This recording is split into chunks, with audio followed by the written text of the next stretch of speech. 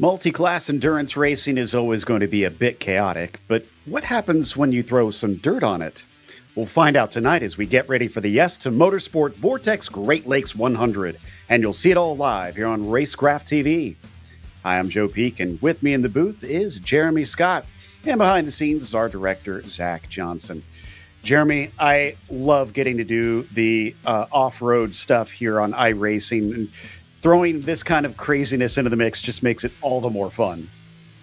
You know, we always see some sort of fun races every once in a while on iRacing, and this is no different. You know, this is actually my first jumpy vehicle race. I'm going to say jumpy vehicle because normally you have jumpy trucks, but that's not all we're going to see. We're going to see a multitude of different off-road vehicles, and quite frankly, I'm excited to see how this plays out. I am too, and we are in the midst of qualifying right now, and you can see some of those four classes that are available. This is the Beetle Lite, as it's called on iRacing. So this is the limited car class is what they're calling it. We also have the unlimited truck four-wheel drive, which is the Pro 4 trucks, the unlimited car class, which is the Subaru, and then you've got the unlimited truck two-wheel drive, which is the Pro 2 trucks. And they're all going to share the track at the same time. So if you're wondering how this works, well, they're all just racing for 100 minutes to try and see who comes out ahead. It's all really laid back here, Jeremy. So that's the fun part in this, is that it's nothing too serious, because otherwise I feel like there might be a few people getting heated if there was something at stake here. Well, you know as well as I do how drivers are in and out of the car. You say, okay, you're going to race. Doesn't matter if it's for fun or if it's for points, and you're still going to have the level of competition. But I've got to say, in my limited iRacing dirt experience, I've actually driven the unlimited truck two-wheel drive and the limited car Beetle. So they're both very interesting cars when you can keep all four wheels on the ground, that is. Well, and we won't be seeing all four wheels stand on the ground. As you can see, they will be getting quite a bit of air out there. Really, the only thing that could technically stop them is getting turned over, if anything, because damage will also be off. So don't be surprised if you see the cars pop back into place. But that doesn't mean that if you wind up on your lid, you aren't going to be stuck there until either someone's nice enough to turn you over, Jeremy, or you have to hit that escape button.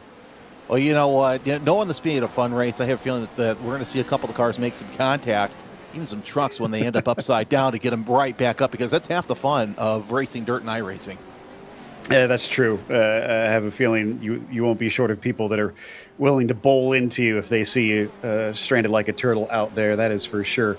Right now, it is Golgotha Esports that is on the provisional pole. That's another factor we haven't mentioned in this. This is also a team race. 100 minutes, not something you see often on the dirt side, Jeremy. They're going to have pit stops and driver swaps.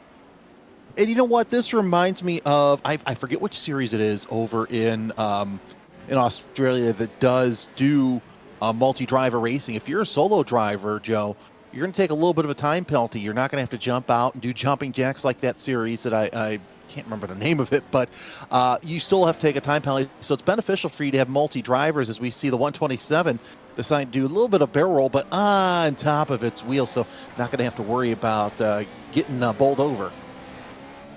Yeah, so just about 2 minutes left in qualifying right now. And up at the top, it does look like it's currently the Pro 4s, no surprise, dominating things. First non-Pro 4 that you have out there is the Subaru of Zach Blanche, who sits in fourth for Team Watson Racing. So the 127 car out there managing to put himself pretty high up the order. Let's see who the highest of the Beetle Lights are out there. It looks like Channel 199 Racecraft, Cody Vanderveer in the 589. Currently has himself in ninth. That's the highest up we've seen out of those in this qualifying up to this point. But you can see the 199 team obviously having garnered quite a bit of presence here on iRacing over the past year, but probably a little bit more well-known for their off-road stuff, even though they do dip their toes over in eNASCAR and other various professional series here on iRacing. And, you know, dipping your toes into multiple professional series in iRacing is always a good thing, because seat time is seat time. You know as well as I do, Joe, somebody went off on the back there upside down. But this just is more of a fun competition. So get out there, explore yourself, because this can translate into something of road racing, because you get to learn how to, car control, getting loose, and what the car does under pressure. Looks like Christian Noble has now taken that provisional pole away in the 946. So that's going to be limited time for Lakovic to try and come back around and take that one back. The Golgotha Esports number 16 is on a flyer, it looks like, but this is going to be his last opportunity as the clock ticks down to 0. Looks like a start of a new lap here for this truck, just able to get by in time. No, excuse me, that was the other side of the track. That was over turn 5 there that he was flying. So he'll have to come back around and try and get back to the start-finish line quickly here, because this is it for him. As for those changing positions, Matt Kalish in the 574 looks like he jumps up into 19th. Only 3 cars that have failed to set a time, as Matt has a bit of fun after the start-finish line. On the struggle bus, how poetic. Do love some of the names that they've chosen for some of the teams out here. So there's the 169 as well, it looks like, coming around to try and complete his lap. That's pretty close to the end of the lap, I'm pretty sure. Trying to make out, that looks like up through out of 7 and into 8 here for the 169. Yeah, this is going to be a very interesting race, to say the least, with the multi-class racing and, of course, different speeds. You have a huge speed difference between the four-wheel drive Pro Truck and the Beetle. So that's going to make life a little interesting as we see the 233 coming around to complete their lap. Yeah.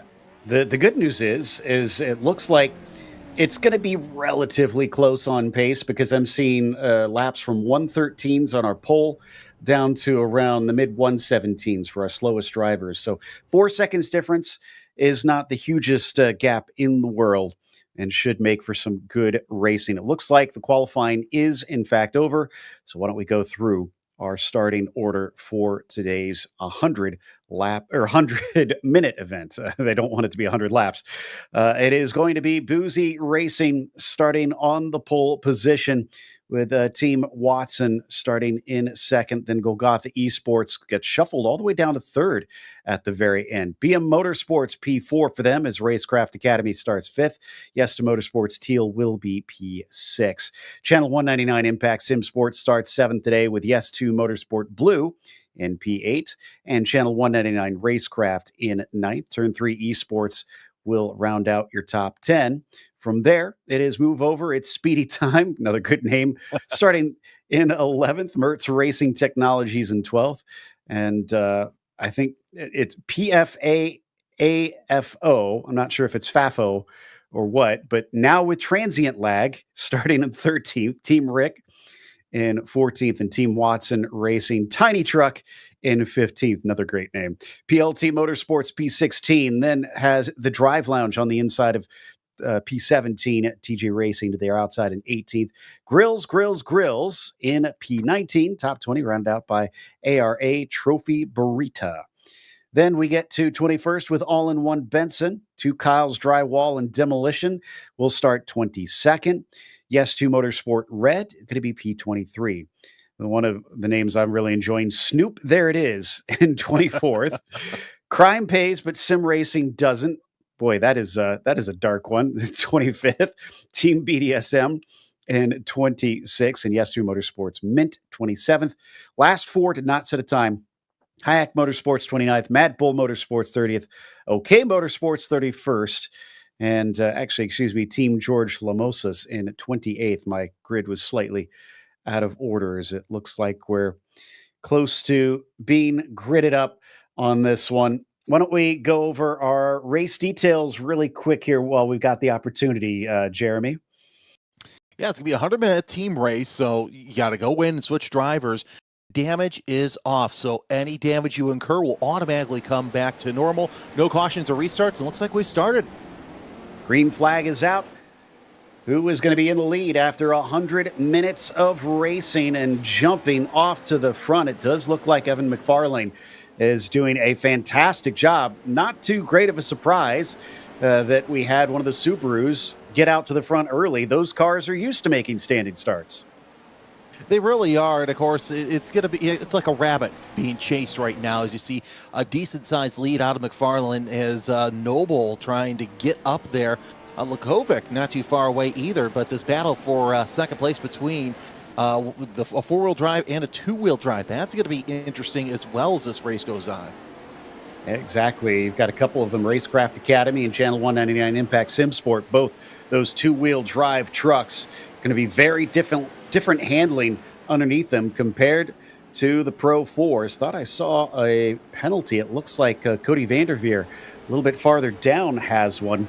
And now they did say they are going to be clearing some of the black flags. Not sure if he got it from jumping the start or what, but he's under the gun early.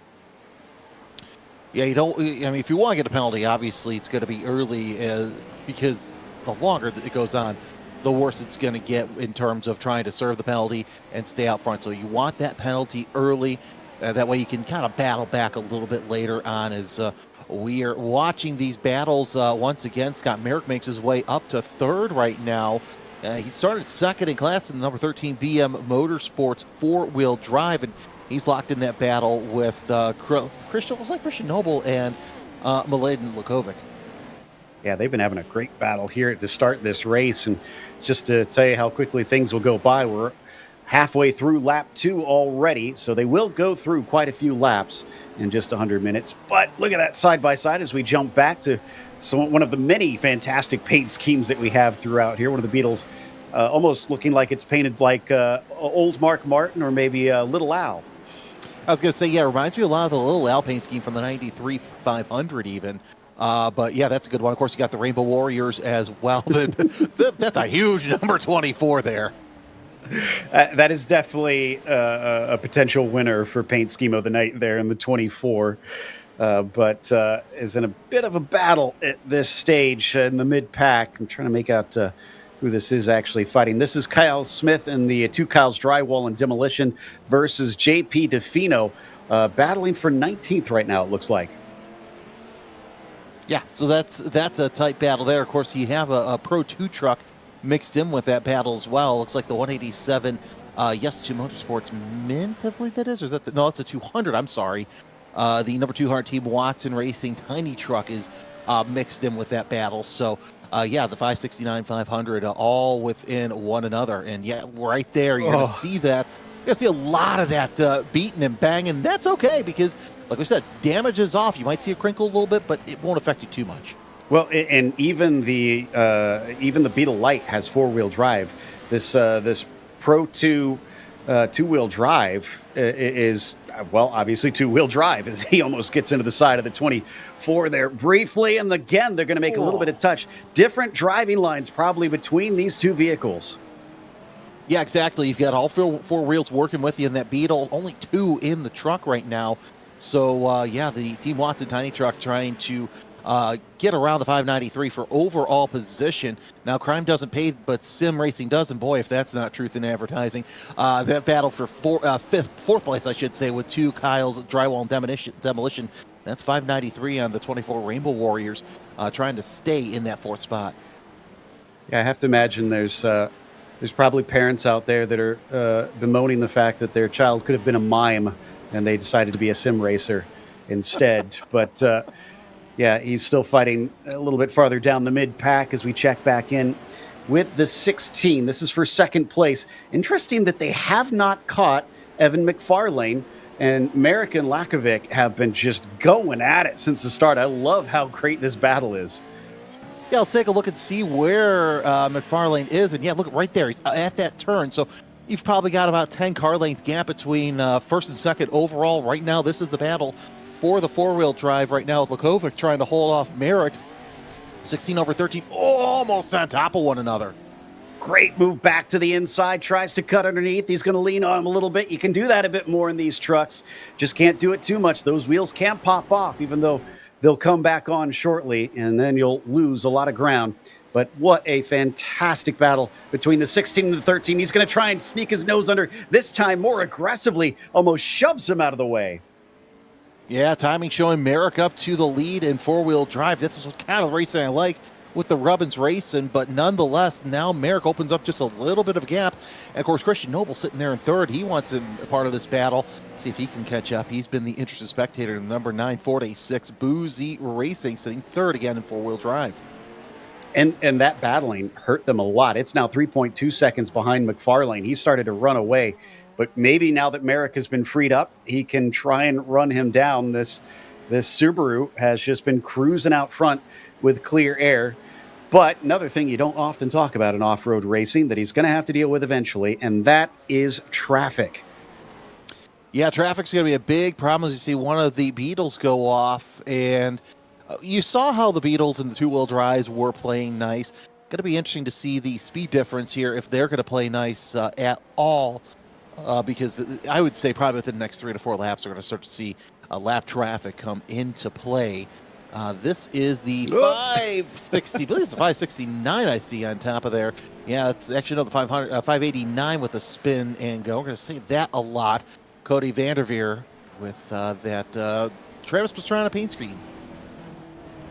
Yeah, lost a number of positions now, sandwiched between a couple of the trucks once again. In fact, I think that is the Pro 2 in front of him and a Pro 4 behind him. Marcus Hackman trying to chase him down, get underneath him, use that four-wheel drive, but can't seem to get the launch. The lighter Beetle tries to go, but again, he's got no place with him being stuck between both of these huge vehicles. Now maybe a better shot off the corner with the lighter car is going to allow him to sneak through, and it looks like he's gone. Oh, or is he? Well, he's gone for the time being. But that little slide that he had there made him lose the lead in the Beetles. So we'll see if he can catch up. But being mired in this two-wheel drive battle, not going to help him too much. Also see falling through the back in Beetle is the Mertz Racing Technologies of Josh Mertz. He's mired in a battle as well with a couple of two-wheel drive cars there, trucks there. I know the Beetle is kind of much maligned on iRacing. Not well loved, but personally, that is my go-to car still in rallycross here in iRacing. So glad to see there's plenty of drivers trying the Beetle Lite out here today as we ride on board with that car of Cody Vanderveer. Actually, that's someone behind him. That is Josh Mertz we've hopped on board with, who is catching up to this group. He's going to get by Aiden Irvin. Next on his list is Keenan Cusin. Oh, and there goes the car of Vanderveer off the track. So Vanderveer in the past couple of laps has lost 2 positions and just so much ground. Next on the list in Beetles, he's got a couple trucks, a couple Subarus between he and 4th place JP DeFino. The Crime Doesn't Pay, but Sim Racing doesn't.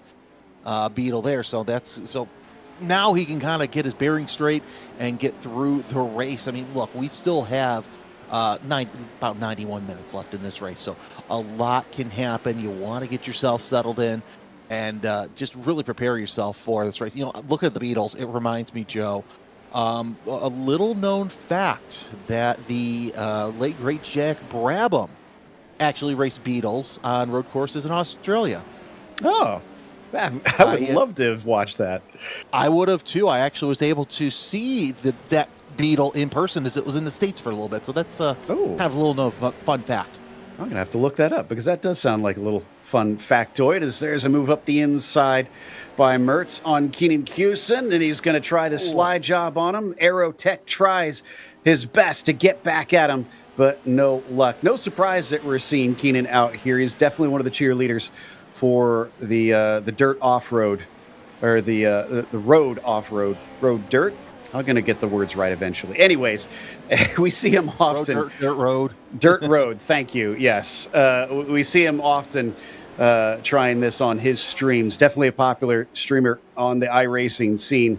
And hopefully he continues to bring people, because I feel like this is very much the hidden gem, dirt road on iRacing. It's something that needs a little bit more attention and love from the community, because it's just, the races are so fun to watch. Well, dirt road racing as a whole, I think, is completely underrated. With me living in the upper Midwest, I hear a lot about, Crandon and all these legacy dirt tracks, even though, Northern Illinois, not Wisconsin, but dirt off-road racing as a whole, if you get a chance to watch it in person, even if it's on TV, it is an absolute show. As now we see our overall leader, Evan McFarland. Not only is he catching up to lap traffic, look who's behind him, Joe. It's Scott Merrick in the 13. That should be fun now that he's starting to catch up to the leader. And there goes a lapped car. That was Quentin Warman going for an absolute ride. Thankfully not taking out our leader. And yeah, you're right. It's down to 1 second down to Merrick. And a very forlorn looking Subaru there. You know, and I think what was interesting is I noticed that it looked like he may have either gotten netcode or tapped McFarland on that jump. So that's something else we got to watch out for when these cars and trucks are side by side. Yeah, making contact in midair is always a huge no-no in this style of racing. Do not want to do that because it's hard to control what's going to happen from there. I'll tell you what, I forgot about the fact that you're actually relatively close up there to Crandon. We need to make a trip, you and I, because I actually my time getting to cover this here on iRacing, I've got to know Dave Arnold, so he could probably get us hooked up with some fun behind the scenes stuff if we get there. Oh, definitely. No, it's on my list. Yeah, to get to a dirt off-road race. So we'll see what happens here as we're watching this battle for the overall lead. Got the a little bit of back jump in there, and McFarland and Merrick make contact. That gives McFarland a chance to catch up, Joe. That was a little interesting. Looks like he took the whoops like a Supercross rider and just couldn't keep that back end wound up enough. Yeah, interesting that it slowed him up that much, and that checked up Merrick. He could have had a chance to sneak through, but he wound up plowing into the side of McFarland, gave him a hello. Now the race is on, and they've jumped out to about 3.5 seconds ahead of Lakovic. So they are in a good spot to fight. They don't have to worry, at least for the time being, about him getting involved in it. It is one-on-one, at least for now. And what's interesting is, you know, we've seen trucks and cars go against each other, but that was the four-wheel drive Beetles and the two-wheel drive trucks. Now you're dealing with two vehicles that are both four-wheel drive. One's a purpose-built race car. The other is built for racing from a stock format. So that's going to make things a little interesting as you're on board with Merrick. A little bicycling from McFarland, and he's going to lose the lead. Critical mistake. He's going to be kicking himself. And he's taken out by Merrick. Now, did Merrick make a mistake of his own, or was he just having some fun there? No, that was Lakovic who actually came off course. Must have lost himself a little bit because Merrick took the lead right away from McFarland's little bicycle there that he had coming off the jumps. Yeah, apologies. Got so caught up in referencing Merrick, my brain slipped and Lakovic didn't come out right. Meanwhile, he is fallen down to third and is behind a couple, actually, of lap trucks, it looks like. Noble and Duchamp just kind of in his way a little bit as we check back in. Is this Connor Berry that we're seeing? I know he switched to this paint scheme. No, that's Christian Noble, the Boozy Racing. I like it. Looks like a little bowl up there on the nose. It's the Boozy Donkey or something. I don't know if it has a name, but yeah, there's Boozy Jerky is their new sponsor, which is a fascinating combination of things. But I'm sure it is an interesting product to try as we hop on board. Yeah, you can see, do love their livery that they tend to run with the sort of drunk-looking donkey on the front. And I want to hang on board with this because it's interesting. You see how when the truck jumps, it wants to automatically rotate, especially when you're going into or out of a turn. Now take a look here. We saw the jump. He had to rotate that truck there. As they get set, bump. Now we're going to head towards the start line. Actually, we're going to go into the pits. Looks like we're going to make a driver change. Okay. So starting to see some driver swaps out there. And yeah, this is amongst our highest to have done so. It looks like Evan McFarlane has been in and out. Now, did they actually do a driver swap, though? No. So they just came in for a pit stop for the 127, checking to see if any of the other teams have swapped drivers yet. And I'm not seeing any so far. But yeah, a couple of our front runners are going to be in and out. And it doesn't look like the stops are thankfully too terribly long. Team Watson back out and actually starting to go up the order now that those other cars have stopped. Vanderveer has been in and out. They did not change drivers. It looks like Noble did not change drivers either. And take a look at this. You actually have a Beetle in the top 4 overall with the move over at Speedy Time with Eric Kaplinger in the seat right now. So let's see, 1, 2, 3 Beetles in the top 10 so far. Excellent to see. Yeah, it's starting to pick up over there because it looks like Mertz Racing Technologies and Channel 199 Racecraft are the other two that you can see up in that top group representing. Excuse me. They've done a great job balancing these 4 classes. I've got to say this, Joe. You and I have worked together for a couple of races last season. How often did I go, in the middle of an announcing call, and go, "Oh, they're off. They're upside down. They're in the grass." Commentator's curse, right? Yeah, this is the fun as we see. Oh, look at that little wiggle going into pit road. You've said that before. You know what? Go ahead. Another interesting thing that they were warned about in the very short drivers meeting was that Chris Leone, who's in charge of all this, said, he's going to try and clear black flags as best he can. But that pit lane is so short. If you speed in there, he can't. There's not much he can do about it. So it's too quick for him to try and clear the black flags. So you're going to have to be very careful when you come in to try and take that service. Don't Scott Dixon it, kids. That's the lesson right there. Move over at Speed Time, your leader. So now we got a Beetle in the overall lead with Eric Kaplinger. Team Watson, Evan McFarland makes his way back up to second. And Josh Mertz, what happened there? He jumped his way to lead. Oh, that's because maybe Klappinger got off course. Not sure. All I know is backwards. Just went off course. Yeah. So Josh Mertz there in the nice little purple, almost looks like the. I think they call it the Sparkle Farts Lamborghini. I think that's what that's based on, the paint scheme. I hadn't heard that. Anyway, it's road racing lore, but yeah, Josh Mertz is there. 3rd in Beetles, 8th overall behind him, the Team Wreck with Keenan Kuzin, and the Channel 199X Impact Sim Sport 15, rounding out your top 10 right there.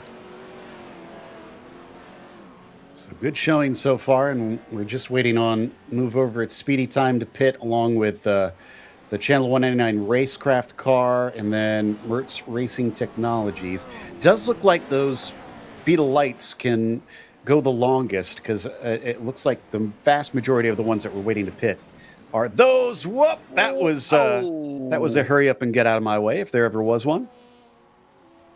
Yep, and looks like McFarland, the unfortunate benefactor of that contact, but doesn't lose too much. He's got about 14 seconds back to the nearest competitor in the, I believe that's the Beetle class with the 589. Oh, there he goes. Over and under. Oh no, and he's stuck on his side. He's going to take the tow and have to wait instead of getting somebody turning him right back on his lid. So a bit unfortunate. And so let's see. So highest team to have pitted is the 13 with Scott Merrick still in the car. Did not change out the drivers.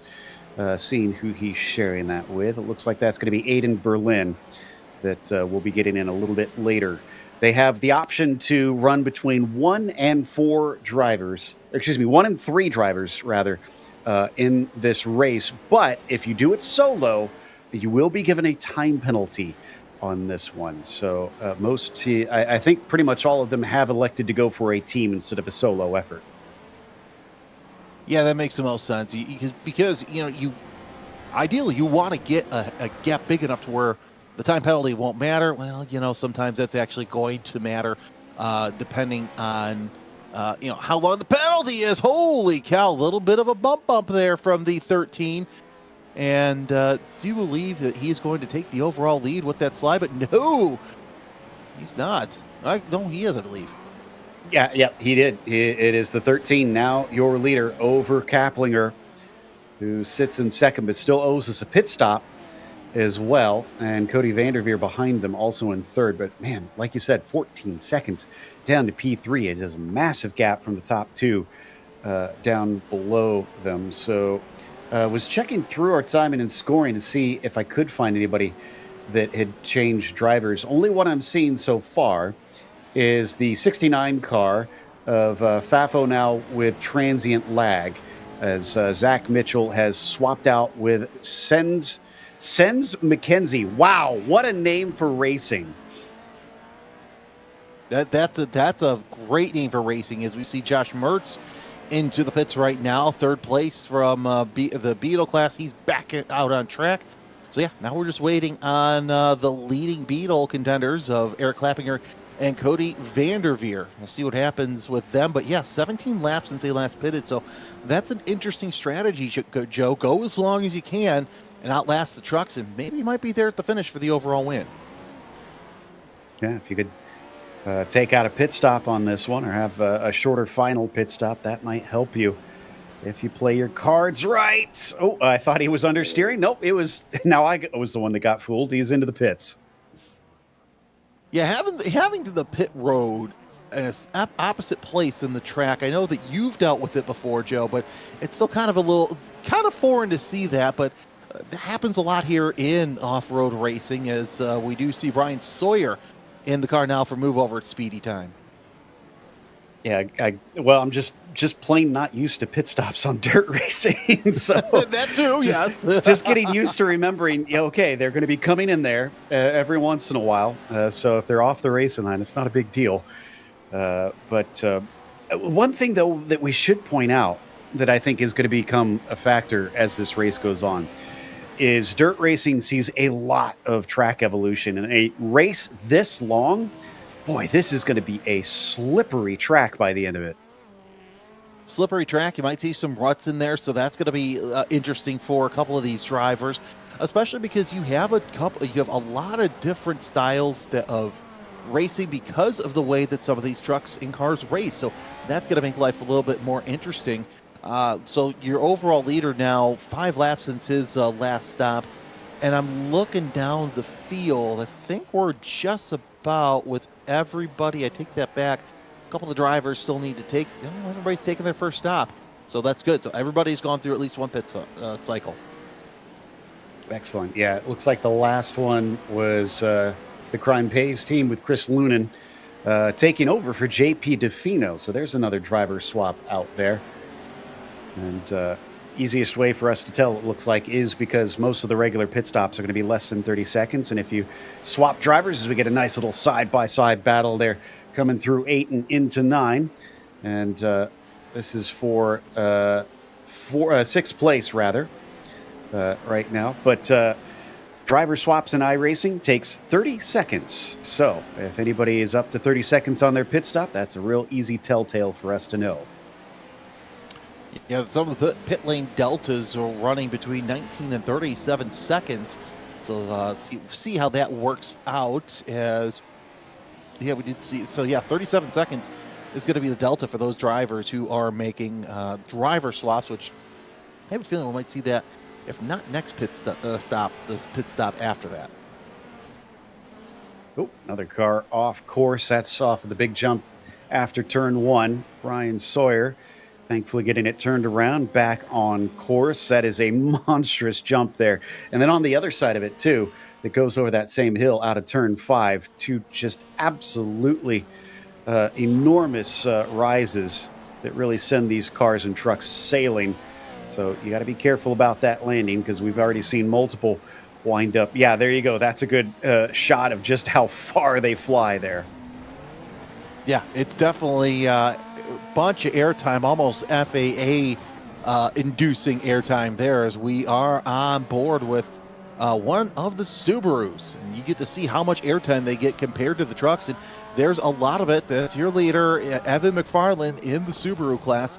Right now he's sitting 15th overall after a lengthy pit stop, which is interesting that he had such a long pit stop, Joe, a minute 25. And he's still in the lead, and that's in spite of him ending up on the side. That's lead in the Subarus, but remember, he's 15th in the overall. That's what they're fighting for in this one. Is, yeah, I'm sure there's a little bit of pride for the drivers within the classes themselves, but they are aiming for the overall win amongst these cars and trucks that have been kind of balanced out amongst each other.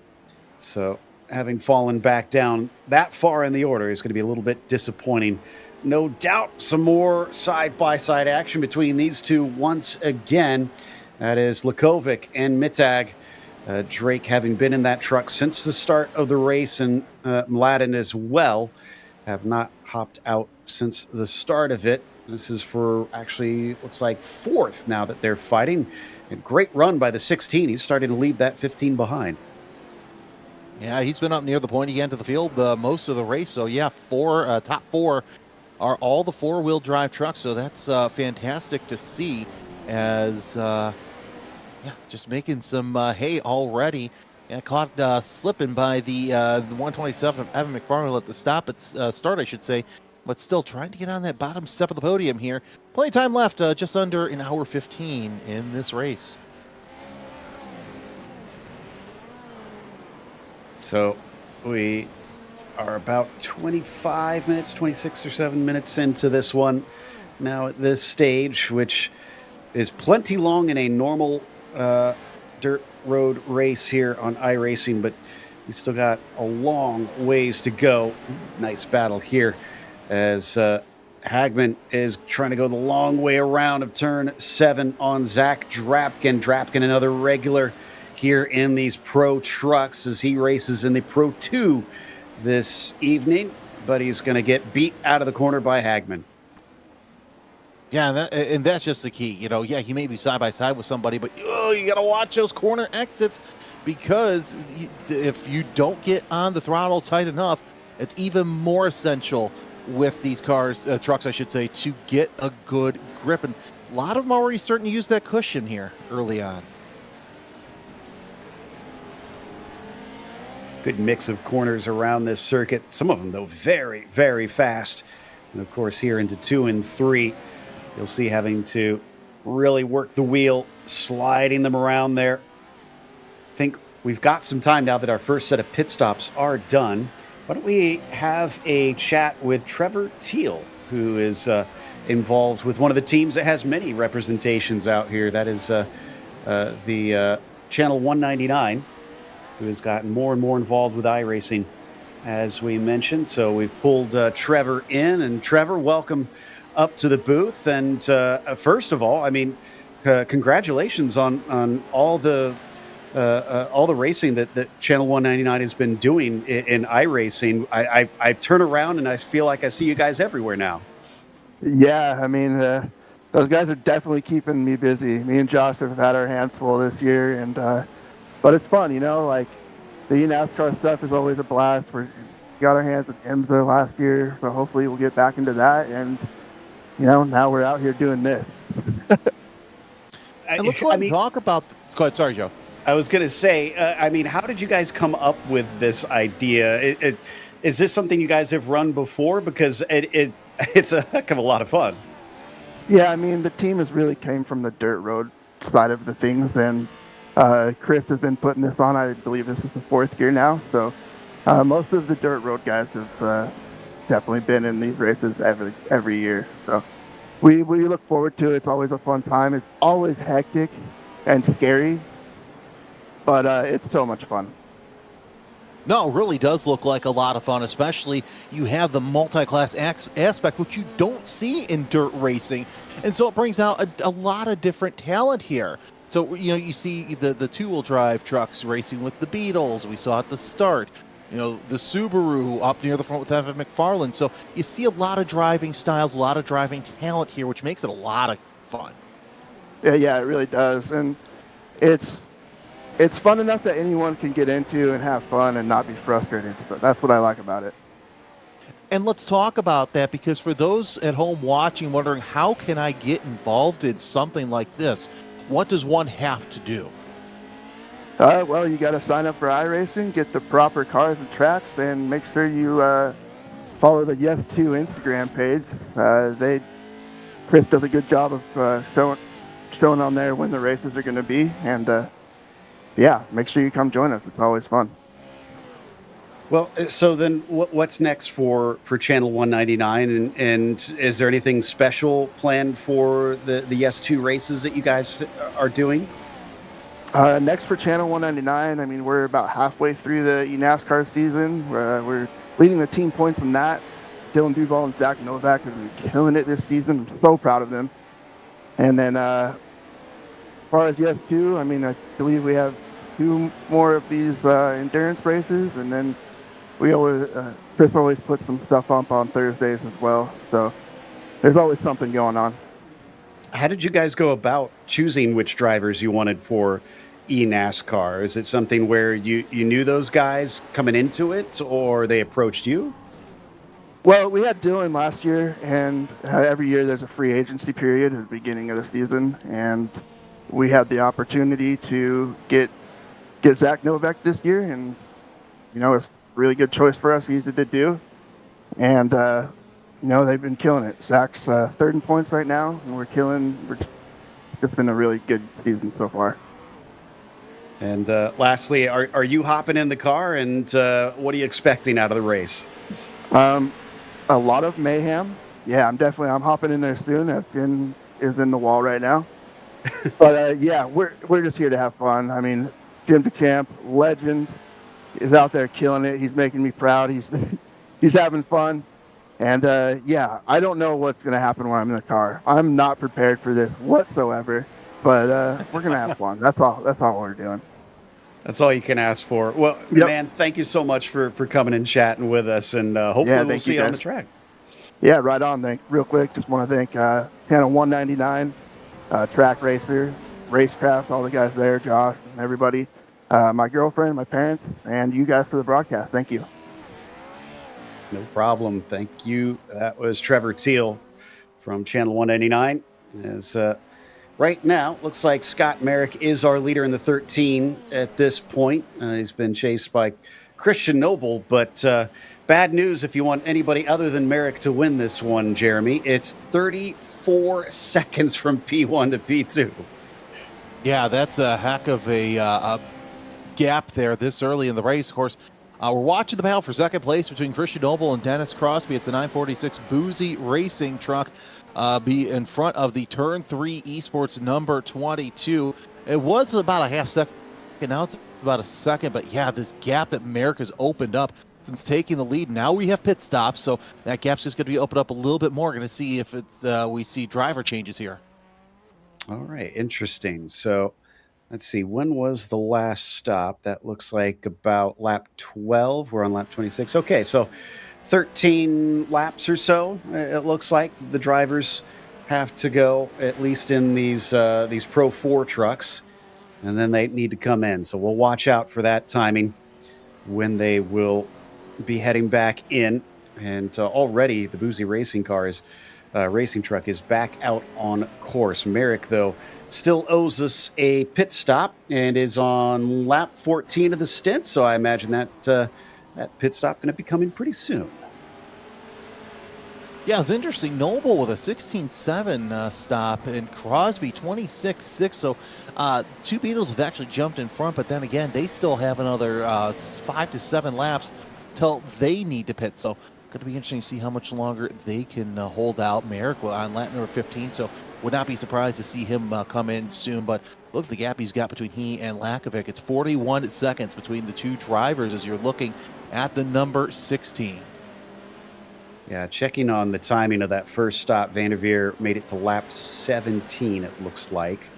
So yeah, they definitely have a few more laps under them to try and extend that as far as they can go. In the meantime, the Golgotha Esports truck is a little bit stuck behind Sens McKenzie. This is a lapped truck right now, so not racing him for position. But definitely looks like he's causing a little bit of headache for the 16 as he tries to cut back underneath, but isn't close enough.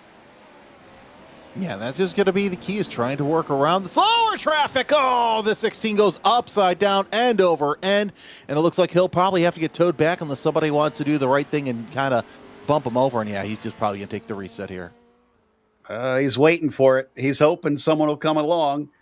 Now, one thing that they did was they turned off the radio chat in the sim, so you can't get on the radio in the sim to call for help. He's wiggling it. He keeps wiggling the wheel back and forth. Oh no! Oh. So close. That was Christian Noble who was going to help him. Nope. Oh, he had to take the tow. I had no choice. He was just losing ground, and he's just going to lose just a little bit more ground. But what a shame there. Just talking about him and just end over end. No friends, apparently, out there on track. I thought that everybody was going to be very quick, because with the damage off, I thought, you lose very little to decide to just bowl into someone and turn them over. But looks like nobody willing to. Well, Scott Merrick will lap number 16, and now he's in the pits in the number 13 BM Motorsport. We'll see what he can do, as he is now in the pit box, as Cody Vanderveer will take the lead most likely, but with the gap that now Aiden Berlin will come out with in the number 13 BM Motorsports four-wheel drive truck. Going to be interesting, Joe, to see how long Vanderveer either stays in the lead or if he even gets to the lead, because that was a massive lead between first and second. So let's see. It was 17-second stop for Noble. This is going to be at least 30 seconds for Bearline, and I think on the wall. Oh, well, they had Aiden in the car. Now they put Scott back in it. That's weird. That is bizarre. Regardless, Scott Merrick will get back to the lead. So the strategy that the Beatles are running, it kind of bit them this time, because you got Vanderveer sitting back in second place a long ways back from Merrick. Yeah, he still is on one stop right now, Merrick on two, and he's got a gap of 11 seconds. So it's not looking good for the 589 at this stage. So we check out another of our Beetles out and around some of the slower corners here through turn 9 and back into the sequence of 10, 11, and 12. Very tricky section of turns. And then, of course, it has that wall right to the outside to collect you if you're just a little bit too close. And checking back in, I think this is, that is Noble, that is in between a couple of lap trucks. I'm still scratching my head at that strategy to put Aiden in the car and then put Scott back in it in the pit stop. We'll have to get some clarification on that, because you don't normally see that. It doesn't matter if it's dirt racing or what. You don't normally see that. But yeah, back on board with Nobles. He's trying to get around these two lap trucks. Looks like it's a two-wheel drive and a four-wheel drive. At least the four-wheel drive. That's the number 88. Oh, hold on. Of George Lamosas, as he's several laps down. About three laps down from the leaders. I think one went upside down. Yeah, and Crosby and Lamosas unfortunately coming together a little bit, but thankfully able to carry on. That's why I was making those noises in there.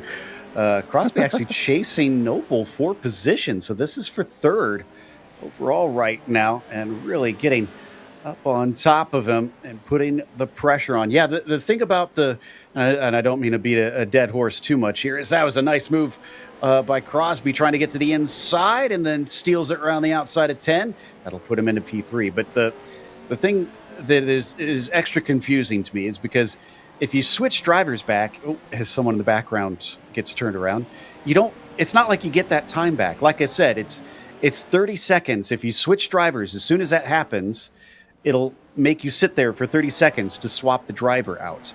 So why would they put him back in? Because they don't really gain anything by doing that. No, they really don't. We'll have to find out more later on. If we get a chance to talk with them, it looks like we have a battle in the four-wheel drive. Not sure which two they are, because it's hard to see their numbers. Could be an unintentional swap, according to our producer. Yeah, wrong button press. We'll see what happens here. As this battle looks like could be the 69. Did I see? Yeah, so this is between the 69 and the 269, if I'm seeing this correct. No, it's not. So regardless, this is a lot of great battles here. Doesn't matter if they're on the lead lap or not. This is the battle for ninth. Yeah, this is McKenzie versus Drapkin right now. Yeah, our producer's saying that maybe they pressed the wrong button on the driver swap and had an unintentional, but definitely not like an unintentional button pushed by our producer, since he hasn't given us a lower thirds to tell who the heck we're watching. But that's neither here nor there. Here's the bus, and there goes. I got the bus. Hey! Finally gave us some information. Thank you, sir. What a tight battle, though, for position. Holy cow. Good thing I had my dinner earlier because I'd be losing it right now with all these close jumps here with drivers running into each other, leaning on each other. Is now Drapkin and McKenzie are just swapping positions left and right. One's in a two-wheel drive, the other's in a four-wheel drive. So really, it's out-of-class positions. But that does give ninth to Drapkin making that move over McKenzie. Oh, very sideways into the turn there, McKenzie, and still manages to just tap the wall on the way out. As, like you said, Drapkin in the two-wheel drive car, so going to drive very, very differently than this four-wheel drive truck. As, we got a couple on their side. Somebody's finally getting help. There we go. Hey, Josh Mertz. Yeah, let's see if Mertz gets on all four wheels. Got to keep it greasy side down. And, ooh, nice little bump. Oh, you got to push him harder than that, buddy. Come on, gas it. There you go. Hey, all right. And he gets hit. I was going to say, if he gets turned over again, that Gail Brooks, the beneficiary of that contact right there, as we are back on board inside one of these cars. And yeah, we saw the difference in the jumps and the turns on the trucks, Joe. This seems more rigid as we're on board with Josh Mertz in the 512. Fourth place in the Beetle class, but it seems a lot more rigid. You hit the bumps and you don't have as much compression as you would in the trucks because the shock package so much more different. Yeah, you can see it. I mean, yes, the rallycross cars are made to do jumps, but not jumps like these. Like you said, the travel on the suspension so much longer on the trucks. As did we get by him? We're trying to see if Mertz made the position. It looks like he did. Whoever he was fighting with, there he go, snuck by. So Mertz ahead of Gail Brooks for third place in the Beetle class. Not too far away from there, you have Lukovic, who had to get towed in after being upside down, and Holcher as well. That's going to be battle for sixth place in class there, as you see the number 16 black and multicolored on the nose. So where has he fallen to? Wow, all the way down to 15th, but that is after the second stop. Oh, and that was also because they had were stuck on their lid too, because I realized they had a minute 54 in their pit stall there. So yeah, so they had to wait for that tow to finish. That's why they are so far down. In fact, if I'm seeing this correctly, we are down to 7 cars on the lead lap. There have been a lot of drivers that have been lapped in this one already. Well, look at how fast Merrick's running. His best lap, Joe, was a 1:11.5. Next best lap, if I'm looking correctly, a 1:11.7 out of Goddard in the Subarus. But you got to go back to a 1:13 for the next best lap. So 2 drivers in the 11s, rest of the field 13s, 14s, and 15s. I'll tell you what, Merrick's in a class of his own right now. Definitely look like he's got that thing underneath him. Just smoothly sailing over the bumps here. He's going to come across a bit of the traffic once again. That's Hagman with Runkle Jr. and Holtker in front of him. And we have seen that the traffic can sometimes make or break. You got to be careful in here. This is, he's coming underneath Suski there in the 96. This is where if you have had multi-class experience on the paved road side, I could see that paying big dividends in this race. No, exactly, because now it's like, okay, you can see cars being predictable, because a lot of these drivers, let's face it, they most likely have not had a wealth of multi-class experience. A lot of these drivers, you see them just in dirt only, but you don't see many drivers do multi-class experience. You see a handful of the same drivers every week, every series. This is going to be something different from these drivers, and I think Merrick's one of those drivers who's been able to capitalize on some sort of multi-class experience. I keep saying that because you need it in these classes. It's such a finesse type of race. We got high-centered, got one high-centered. Yeah, I was just about to say that's a new one here. Not unheard of, but poor Josh Mertz. Wasn't he the one that was on his lid that we saw getting turned over? Oh, my goodness. Josh has been having a bad couple laps. And it looks like that he is going to get towed back into the pits. So we will see. And we got, their early race leader on his lid as well. That's Zachary Goddard in the 127. And He's getting the toe back into the pit, so he'll lose his Subaru lead. So definitely seems to be a big factor in this one. Is don't get stuck out there. Damage might be off, but there's a lot of things that can go awry that will cost you dearly in this race. Speaking of which, we covered this not long ago with Lakovic having to try and make his recovery. In behind him, that is Gale Brooks. That is for position with Lakovic for 12th overall. Just sticking with him for the time being. Jim DeChamp in behind them. That is not for position, as he is a couple laps down. Still, let's see, are we waiting on anybody for that second stop? No, everybody has made a second stop at this stage, so everybody is through on that. And we actually have, looks like Zach Drapkin has made a third stop, and they're sitting in 8th in the Racecraft Academy truck, so they're actually in a very good position.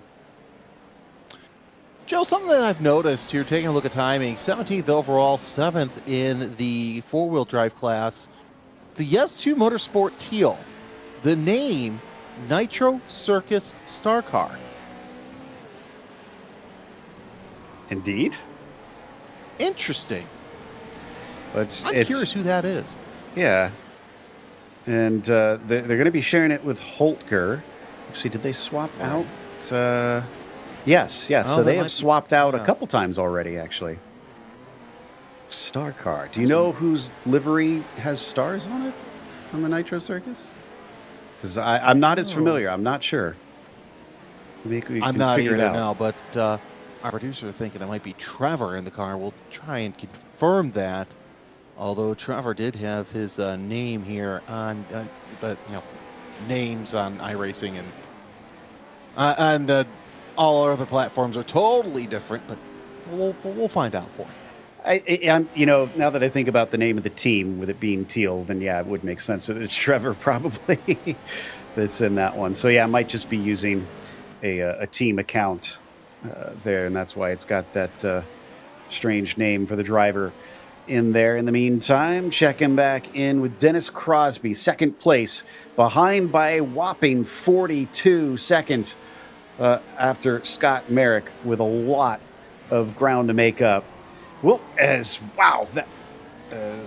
actually fighting with Vanderveer for this second place. So our Beetle 589 really hot on his heels. Yeah, last time by, Crosby with a 15-1 and Vanderveer with a 13-5. So he's really caught up to the back of Crosby. This is third place overall. And again, battle for second place. As, Vanderveer's all over the back of Crosby like a cheap suit.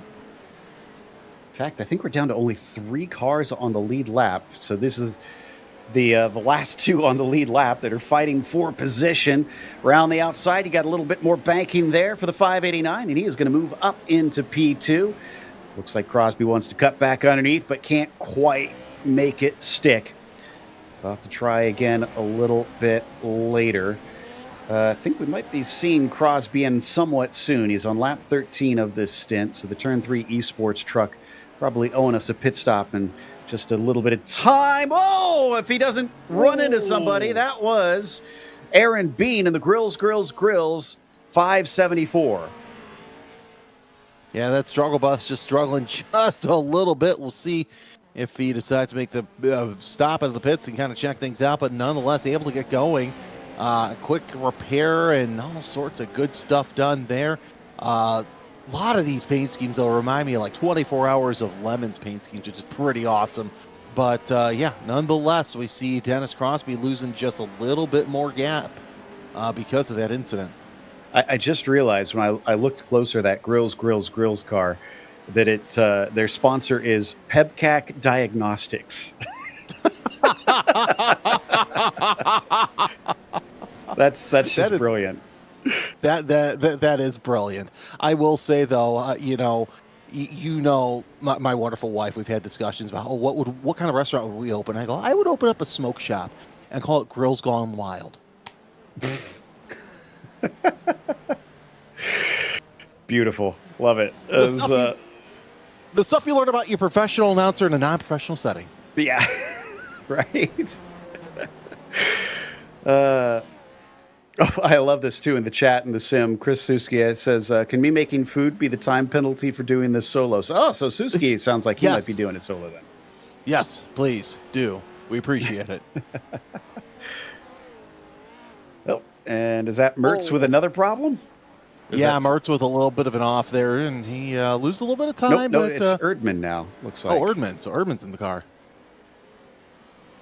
Yep. So Erdman with a quick little back end off. He's back underway. 21st overall, and 5th in class in that 512 Mertz Racing Technologies, but he's still within striking distance of Snoop. There it is in the number 500, and that's John Borst behind the wheel there. About 6 seconds up the road to try and gain on him. Oh, and Erdman actually just... Oh, we need to go back to Erdman. He got hit, stuck on the wall. Oh no. Had to take a tow. In the pits. Geez, you know what? You knew that was going to be coming at some point as we take a look at a replay. And yeah, he was a little bit off kilter on that last jump, and it's just wrong place, wrong time. He glitched it into the wall. Go figure. Yeah, I mean, he was in the air and it just decided to go glitch. Oh, a little bit of Robbins racing there. Looks like that is for position as well. Yeah, and that is going to allow Sawyer. Excuse me. No, that was not for position. That was cars lapping. So, regardless, it's a whole bunch of our Beetles all finding themselves together, even though they are not fighting for actual position on track, and we got a bit of problems down in what looks like turn 6. Well, apparently we found out that you can back up on course and still be able to make the turn. All right, the 285 of Keenan Kusin with the great demonstration there, 9th overall, 3rd in class. Right on board here with Keenan. Wonder what kind of fun he's been having with chat during this. You know, Joe, over the course of iRacing, you and I get to see some really cool in-cockpit scenes. This is a neat one because you really see the focus there of Keenan as he rides that cushion just a little bit. Those we're not used to seeing the wheels just constantly moving. There is no stoppage, no straight lines. Even if he's on a straightaway, he seems to be moving that car just all over trying to get it to its fastest line. Yeah, absolutely. It's but Smooth is still fast, and it does look like he's running good lines here. Yeah, nice arc down through 2 and 3, and then let's stay on board all the way through the jump here at turn 5. And Joe, that coffee cup on the bottom left, maybe I need that for next time we work together at a real life booth. I can't read what it says. What does it say? Caffeine makes me. Oh. You don't have to tell me that. Oh, and he's gonna get a little bit caught out by one of the Subarus. Eventually, he'll get back on course. Don't roll it over. These are top-heavy trucks, and my goodness, he has to share the track with just about every other vehicle at one time right now. Yeah, Sean Winkler actually got around him for the 10th place. So Keenan losing at least 1, maybe 2 spots there as he's under attack from one of the Beetles. Not sure if that's for overall position. Does not look like it. Oh, it actually might be. It is, yeah. Position. Gail Brooks. Yeah, with Gail Brooks, yeah. So Brooks is caught up. That was a costly mistake, unfortunately. Well, not even really a mistake. Sir, that's the grass. That's not dirt. Hey, they're off-road. It doesn't matter. It can go off-road, so... It's Brian Sawyer, 3rd place in the Beetle class. That was an interesting move, to say the least. But interesting that it's showing as Sawyer on the producer's timing and scoring. Mine is showing in Gail Brooks. Yeah, so well, Gail Brooks is right there behind him. Oh, okay. I see what you're saying. That Brian Sawyer. Yeah. I got it now. I was looking at the wrong car here. Sweet. Yeah. There's Gail Brooks. And the now dirty Valvoline Beetle. Yeah. Well, another of the cool aspects here of iRacing is all that dirt that you see caked up on them is all, again, it appears according to how much you've been racing behind other people. It doesn't start like that. The sim will, kind of calculate the dirtiness of the car as time goes by. And if you're following other cars a whole lot, then you'll see it start to look like that. And it definitely looks like that car has been in the tire tracks of a number of other vehicles. This one, especially, this Subaru is just about caked up. In fact, I feel like they might need to have someone wipe down the grill on the pit stop so that it doesn't overheat. Chris Leone trying to chase down Keenan Kusin there in that number 187 as we are on board. Do believe trying to see it. It's kind of hard adjusting my eyes with the jumps trying to find out the exact number. Yeah, that's definitely the 285. Chris Leone, of course, one of the staff members at iRacing.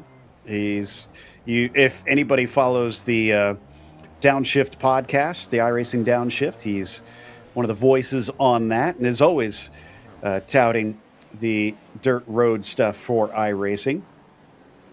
Whoa. But he's having some fun right now in the midst of a couple other cars in about the mid-pack right now.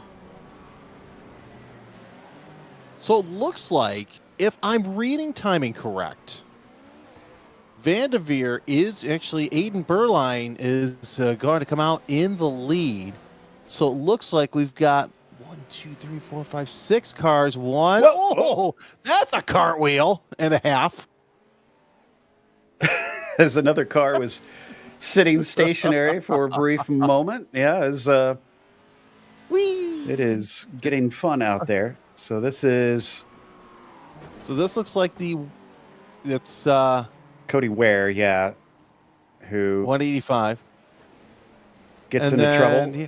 just launch himself. That is wrecking in sympathy, as we like to say. Oh, sympathy wreck. Those are always fun. So now Beetle is starting to lay on its side, and I think it's back underway. So that's great. Didn't have to wait for a tow. Must have gotten nudged right side up at that point. So we're now. Cody just. Well, here's the thing. Cody just had. She had such a great view of Beetle just come across her nose.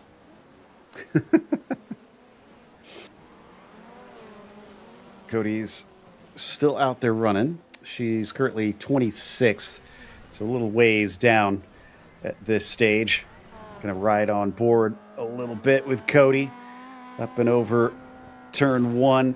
A couple little whoops that lead you down into 2 and 3. This is where we found Cody facing the wall and actually going to get a little bit interrupted by Gail Brooks. That's not for position. Gail able to take the spot, running for 10th right now. Is sitting in 11th, but running after Sean Winkler, who's actually only 2 seconds up the road. So that could be a battle for position pretty quickly. To your point a little bit earlier on the pit stops there, Jeremy, you're right that Bearline is currently leading with that third stop done. Vanderveer is 12 seconds behind, but has only finished his second pit stop.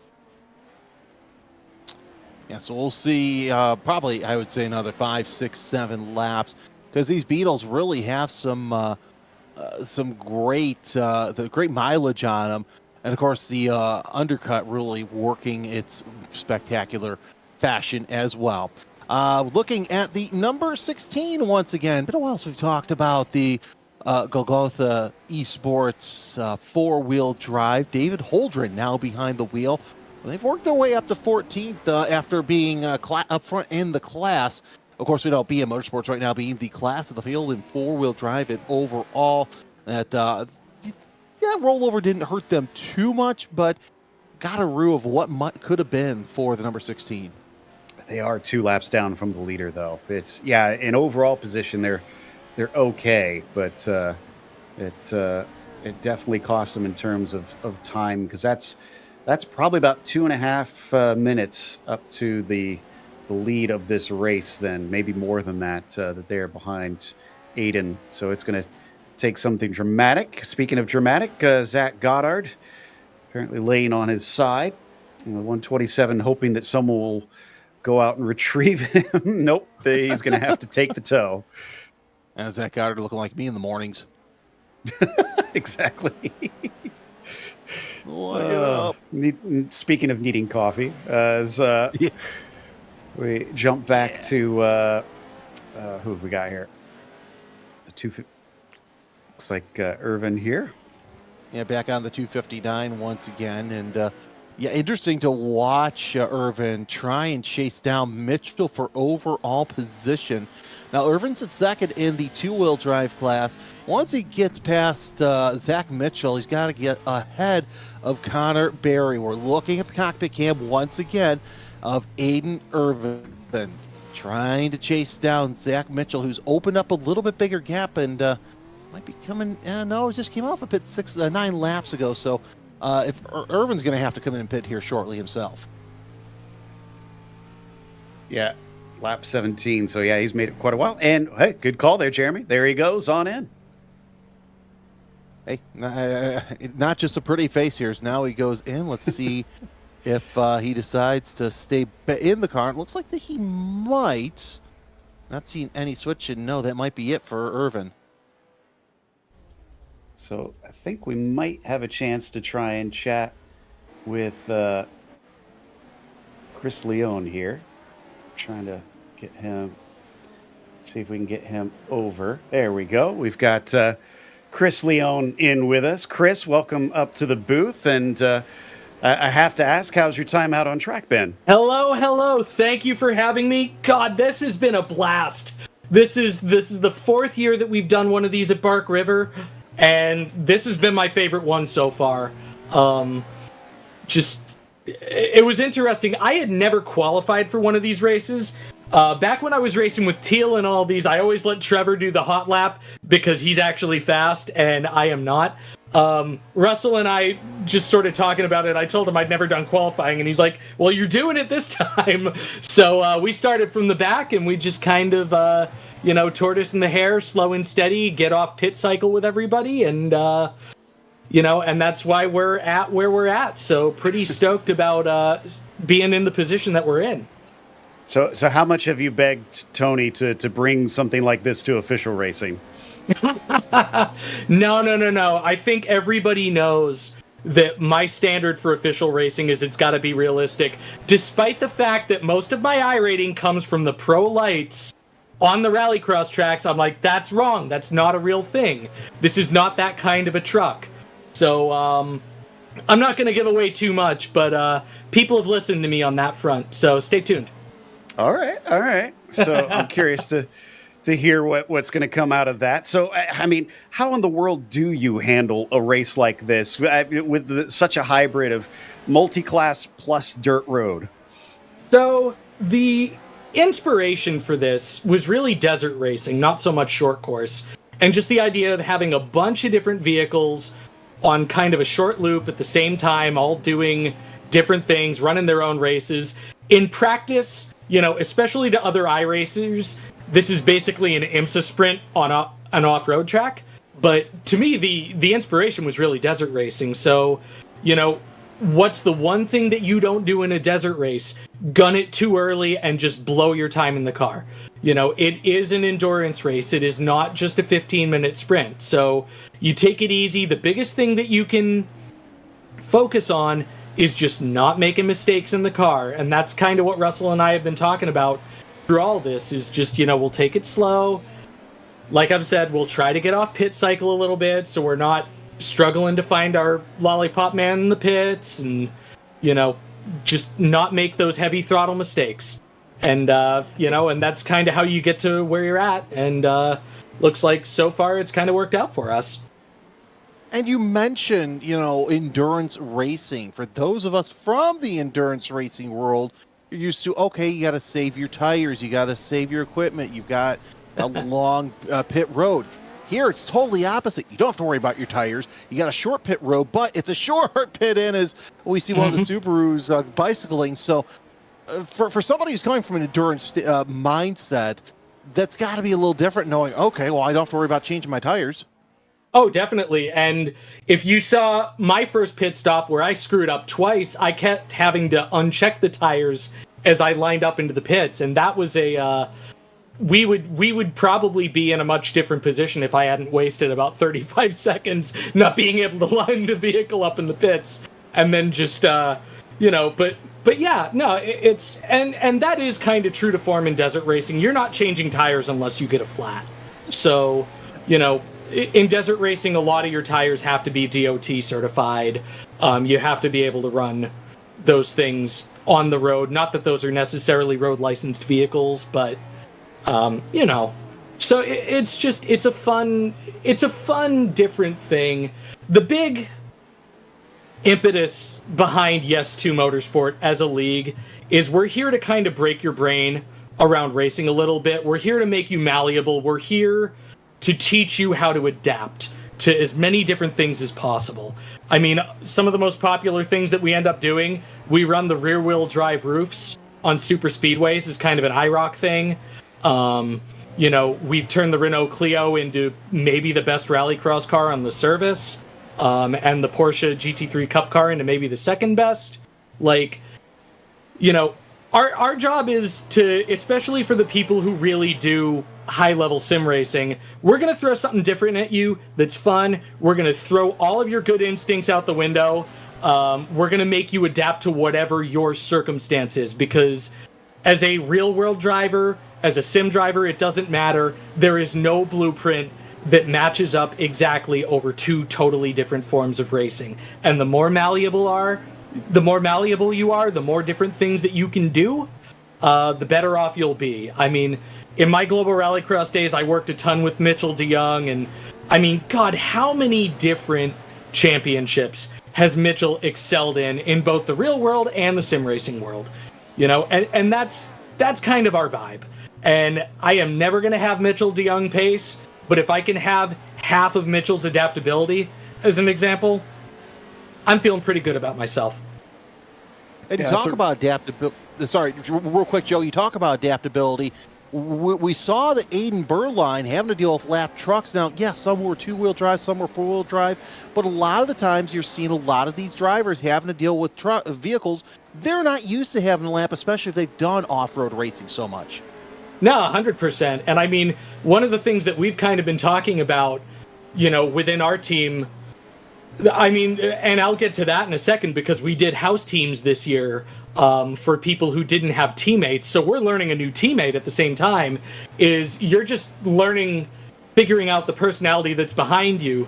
The two guys that are in front of us right now, George Lamosas and then Banksy and Johnny Holcher, I know all those guys are used to running real-world cars.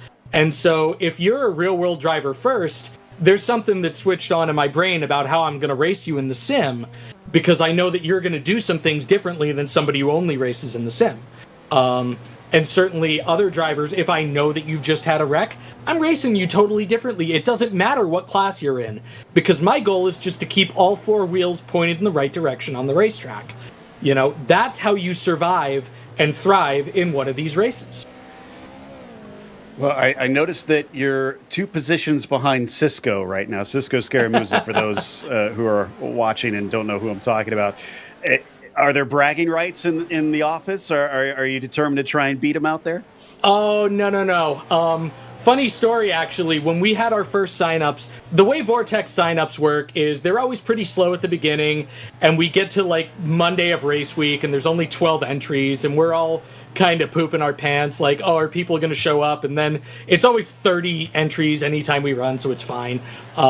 Cisco at first saw all these entries in Pro 4, and nobody in Pro 2 on the first published entry list. And so he talked to me. It was like, hey, do you want to switch Keenan and me to Pro 2, and we'll sort of diversify it? And I'm like, yeah, absolutely. And then I get the same message from Connor Berry. And then, on top of that, obviously Trophy Burrows, Simon has been a huge supporter, and then having Emma's been fantastic. She's been doing so much great content, and they've jumped in there. And Tom Grady and Aiden Irvin have always been huge supporters, and then Zach and Sean are just 2 of the best in the Pro 2s, and so now the Pro 2 entry just ends up being super stacked. And so I kind of feel like I might owe Cisco one after all that. I didn't see that coming, though. They made their switch before any of those things happened, so I take zero blame for that. I'm also curious because does he know which car he's in? Because he's got a Subaru shirt on. We just saw his webcam. Well, we're repping the Subaru hide here with the with the Yes2 house team. Like I said, Russell and I didn't know we were going to be teammates until 1 to 2 p.m. The new thing that I did for this year, because the past few years, Trevor Teal and I have done really, really well. And it's been awesome. And Teal is one of my best friends. We've done so many cool things in the sim world and the real world together. Teal got Jim DeChamp wanting to run, and I wanted Jim to get a proper, full first VORTEX experience. And then I kind of got the idea of, let's do these house cars for all the people who don't have a teammate, and so I'll just kind of assign them. So Russell and I got matched up. Russell's normal teammate didn't have the ability to come run tonight. So, so we just kind of did that, and we chose the Subaru, and, you've got the other house team, with Mediocre and Makis doing one of the Pro 4s, and Banksy and Johnny Holcher doing the other Pro 4, and then Jimmy Mensch and Nate Stewart in one of the Pro 2s. And so that's been really cool. And really the impetus behind it was just, let's not have people stuck with generic liveries, because I had all of my paint schemes set, and I've got my Dave Mira tribute with our mint color for the Mint 400 on it in the 187 car. So it's been a lot of fun. I've never really gotten to race with Russell before, so we've been getting to know each other, and that's been a blast. One last one before we let you go, and I'm not asking you to cross any NDAs or anything. Oh, here we go. This is strictly personal. What's the track you want to see on iRacing most? You as an iRacer. What is the track that I want to see the most? I'd love for us to get Wheatland done someday. Whoever's in charge of the counter in the S2 Discord, you can do it. No, I mean, I have a list. I would really love to. If I won the lottery, I'd be sending a scan truck to ERX in Glen Helen, and that would pretty much cover all the big off-road tracks. But I really wish that we would be able to finish, places like Hockenheim, where you've got kind of partial scan data, for Rallycross. But in my own experiences, I'd love to get some of the older GRC tracks done. There were some really cool ones. I'd love to get one of the old Irwindale layouts that was done back in the X Games era. Because it feels like something that might be manageable with all that extra space that you've kind of got in the infield of Irwindale. I don't know. I have a wish list a mile long. If I had any experience building them myself, I promise you I'd have built some of them by now. But just add it to the list of things that maybe I can go learn how to do and end up doing for work on top of the Mint and Pikes Peak and working with Gray Ledbetter and Tommy Dreesy. And I don't know how to sleep. I'm bad at it. Well, I think you and every iRacer has a list a mile long. So you're in good company on that one. And best of luck in this race. Thanks so much for chatting with us, man. Yeah, thank you guys for taking on the broadcast. I've actually had it on the other screen, been able to watch it. You guys have done a fantastic job, and hopefully we get some good shots of that 187, because hopefully we can hang on over these last about 25 minutes or so. Hopefully we can hang on and bring it home. All right, best of luck. That was Chris Leone for the 187 car. So it was, they are actually running in 12th right now, catching up to the Team Rick car that we were just talking about there, Jeremy, as we ride on board with them, although I think they got like half a minute to try and catch up. Russell Peterson, though, the teammate of Chris, currently running in that Subaru. Oh, I love that back shot. Is looking off the rear spoiler. And, a little bit of rubbing up against the wall. No harm, no foul. Just that cushion just sucking you up. You want to run some speed through that cushion, because if you go too slow, it's just going to swallow you right off track or into the wall, depending on what's on the outside. But yeah, it's great to see that the Subarus are still running up near the front. Looks like Aiden Berline with a big one-lap advantage over Josh Edmondson, the 589. Wow. Yeah, that's a good point. It's nearly a lap. It being 52 seconds or so. So only two cars now on the lead lap, which we kind of expected to get a little spread out, but didn't quite expect that much, especially with still 25 minutes left to go on this one. As we watch Josh Edmondson out there, we got a car turned around. That is Zach Blanche, I think, who has got it facing the right way. The 127 currently running 17th. And Berline is actually in and out of the pits, 23-second stop. So I would imagine they would, let's see here, do my math, maybe one more stop left, but that may have been the final stop for the number 13. Yeah, so if they're doing about 12, it's going to be close, I think, actually. Yeah, it's going to be real close. So probably just a real splash and dash at the end, I believe. But here's the thing, too. Berline's got a big enough gap. If he does a Herculean fuel save, he might be able to have that as his last stop. Does he need to, though, if he's got that much room? Yes, exactly. Because he's already finished his fourth stop, and Edmondson is only on 3. He's on lap 9 of the stint. Well, then, and now that I think about that, let's see, how long have the Subarus been going? Because, or no, that's the Beetle. These Edmondson's in the Beetle, and those go long. Beetle's been going about 17, 18 laps. Yeah, so he only needs that one more stop. So you're right, Aiden. Aiden needs to try and make it a very, very short stop or last. So good call. I'm sorry I doubted you on that one. Well, let's see here. Not like I haven't done this endurance thing before. But nonetheless, let's take a look at some inboard cameras. I love some of these shots that we have. Looks like we're on board with the 187. That's the Yes2 Motorsports Mint of Russell Peterson. And it's interesting to see what some of these drivers have. Now, normally you see the driver looking at the car.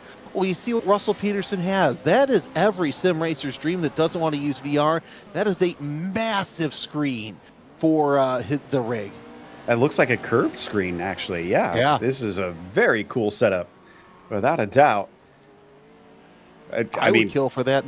I'd kill for that in the Helmar Radio Ranch in Muscle Farm, just for my broadcasts. It's honestly incredibly immersive. He does go a little bit wide there for a brief moment, because the way it's positioned, it does really feel like that dash, the button boxes he has in front of him, kind of pretty well lines up with the actual dash of the car. Yeah, no, exactly. And you look off to the right, you got a cooling fan for, when it gets too hot during the races. And I think I saw you also had a handbrake there too. So a really nice cockpit setting out of Peterson. After just covering racing in Texas in May, I have a little bit less sympathy for drivers feeling a little too hot in their sim race. Especially when your broadcast booth doesn't have AC for one weekend. Hey, we actually had it this time. Yeah, I remember you telling me that, and I was very jealous. But that is the first time, I will admit, that I've been in an air-conditioned garage ever, and it was fighting with the heat. Yeah, definitely a rough one. Anybody who tries to go racing down at COTA in the middle of the summer.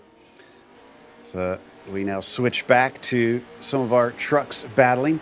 It's actually getting to the point where it is a bit difficult at times to tell which one we're looking at, just because the mud is caked up on some of the numbers and paint schemes. Wait, who is that has a clean nose there? That's not right. Oh. That's the 20. That's the 2. I wonder if that is because of a toe. You know what? That might be it. Let's see here. Oh, he pitted a lap ago. So yeah, he could have done a clean there. So kind of makes sense. Whoa, he got bumped. Sorry, he got bumped midair there for a second. Go ahead. I think Mediocre got into the car because he's got a 31-second pit stop. Okay, so yeah, that would make sense then. Let me check here and see where they're at on that. Just got to get to the car here in the sim to see when they swapped out, and that would be, just got in on this last stop. Good call there. So Marcus Hagman hopped out, and the number 2 car now has a new driver. Probably going to take him to the end. Yeah, because this is the first time they have swapped. Hagman's been in the entire race up to now. So why not put the ringer in there at the end? That's actually a pretty smart move. Hey, Joe, while we were having that conversation, I did sneak over to the YouTube chat, and Cameron Peterson brought up a good point here. We got about 20 minutes ago, and we got a Subaru high-sided again. Cameron Peterson said the Beetles will dip into the 12s and possibly the 11s toward the end of the race, while the Pro 4 will be 1 to 2 seconds slower at the end.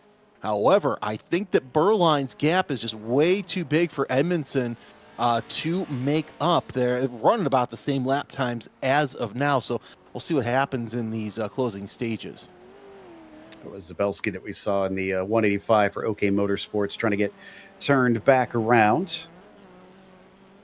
So switching over now to Josh Edmondson, still in second place. The 589, about 28 seconds back here. But again, this Beetle should be able to go pretty darn far. They got maybe about 4 more laps or thereabouts, as they're on lap 13 of the stint. So they'll probably have to give up some time. We'll see them shuffle backwards a bit. They might not lose a position, though, because I'm looking behind them, and Boozy Racing with Noble is about 48 seconds behind. Well, they also have a massive lead back to second place in class with Eric Klappinger. The move over at speedy time number 5:35. I would say, if I'm doing my math correctly, they've got at least 1 to 2 laps between them, but they've got 2 other Pro 4-wheel drives separating them as well. But look at this battle between Boozy Racing and Turn 3 Esports, with Noble doing his best to hold off bets as the 946 doing all he can to keep that second place. Yeah, nice little battle here between these two. So this is for the podium. Noble versus Betts. Separated by less than a second between the two trucks with 17 minutes left to go. They have only, they are pretty far into the stint, it looks like, actually, as I think we should see Noble in within another lap or two, actually, because he's on lap 14 of his stint. So he starts to run away, put some distance between himself and having to play dodge him with spinning cars through turn 3. Yeah, we're getting to that point in the race where that's actually going to become somewhat of an issue, with cars just starting to lose control here over those jumps. And got to make sure that you're away from those cars. Don't want anything bad happening here in the closing stages of this race. You've lasted almost 90 minutes. Don't want those last 10 or so to really create havoc. So we got another driver in. So there goes Noble taking his pit stop. And he is going to lose a number of positions, though, since they're plenty close behind him on this one. Jake Mediocre, by the way, is serving a penalty, it looks like. He's sitting in pit lane. Not sure what that's for. Seeing if maybe we can have a chat with another name we've talked about, teammate to Cisco Scaramuza. See if we can find Keenan Cusin. Talk to Aerotech. Get his thoughts on this race. He's always up for some wackiness out there. Trying to see if I can dig him up on our server, actually. He'll be coming on board shortly. Watching Josh Edmondson with a nice little lead there, Joe. Yeah, we've got Keenan with us. Keenan, welcome up to the booth. We've been keeping an eye on you and Cisco out there. What's your assessment so far into this race? Yes2 Motorsport. I mean, like especially when you're one of these slower trucks. It's kind of it's being fast is not really relevant. I know me and Aiden were having a pretty good battle there, at least on lap time. It's whoever gets caught up in more incidents. I had a really good first stints, and then everything happened to me in the third stint. I was like, cool, we'll go for fourth. This is a pretty hard truck to drive, especially Cisco, who doesn't have as much time in this as I do. And then Team Gold died. So, I mean, we could just kind of hang on here. A P3 was we said fifth would be cool. So, I mean, whatever we can salvage here is good, especially now that the track's really starting to wear in. I was noticing that slickness as well. So, what? I mean, what was the thought process coming into this to try and prepare for dealing with so many different classes and on dirt like this? I mean, I'm lucky that we've done this. Me and Cisco have done this together a few times, so we kind of know what we're getting into. I know I didn't do a lot of practice, but I don't say pretty good, but I'm like pretty comfortable in the Pro 2. It's probably my favorite car on dirt just because I like drifting, and it's basically the drift car. But Cisco, bless his heart, was like, oh, we'll drive the Pro 2. It'll be fun. There's a reason that the Pro 2 races do not go official ever. It is very difficult to drive, especially compared to everything else here that's four-wheel drive. We've got it's built for these tracks for us. So we're not like the rally cars that are just getting knocked the crap out of over all the jumps, but it still is a really tricky to drive. So we just came into it going, we're going to have some fun. I think this is my second race of the year with a different team in a different class. So it's not like we're racing for points or anything. We're just here to have a good time. And we've been laughing. I've been laughing for the last 45 minutes. So we're mission accomplished on that regard. I mean, you can't ask for much more. What's your chat been making of all this? I assume they've also witnessed you do this before. We're content farming tonight. Lots of clips.